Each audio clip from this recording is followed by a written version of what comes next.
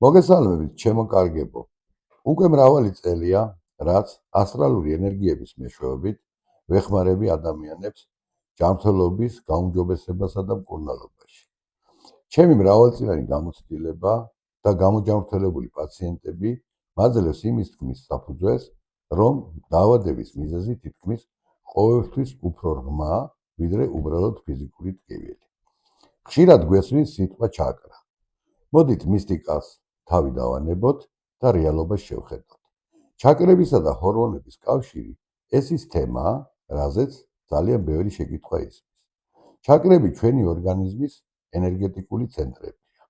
თითოეული მათგანი პირდაპირ აკონტროლებს კონკრეტულ ჯირკვალს, რომელიც გამოიმუშავებს ჩვენს სიცოცხლისათვის აუცილებელ ჰორმონებს. როდესაც ჩაკრები იკეტება, ჰორმონალური ბალანსი ირღვევა და დაავადება ყალიბდება. აი როგორ ხდება პროცესი. ფუძის ცენტრი.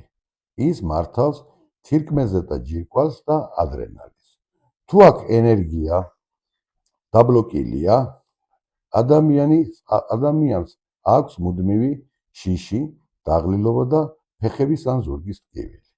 საკრალური ცენტრი დაკავშირებულია რეპროდუქციულ ორგანოებთან და სქესობრივ ჰორმონებთან. მისი დაბლოკვა იწვევს გინეკოლოგიურ და უროლოგიურ პრობლემებს. მზის წნული ეს ჩვენი პანკრეასია. ის აკონტროლებს ინსულინს.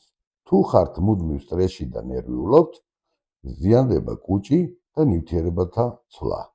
გულის ცენტრი მართავს თიმუსს, ჩვენს იმუნიტეტს.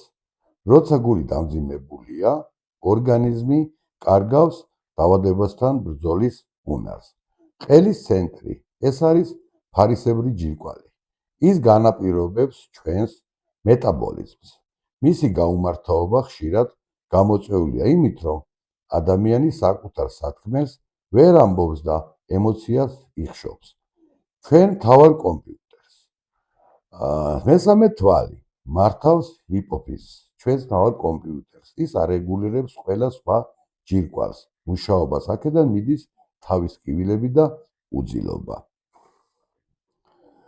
რაც შეეხება მეშვიდე ჩაკრას, ანუ გვირგვინოვან ჩაკრას, რომელიც თხემის არეში მდებარეობს, ის პასუხისმგებელია მთლიანი ორგანიზმის მუშაობის სინქრონიზაციაზე. როდესაც აქ ენერგიის დინება ირღვევა, ორგანიზმი იწყებს ქაოსურ მუშაობას. მკურნალობის დროს მე არ ვმკურნალობ მხოლოდ სიმპტომებს. მე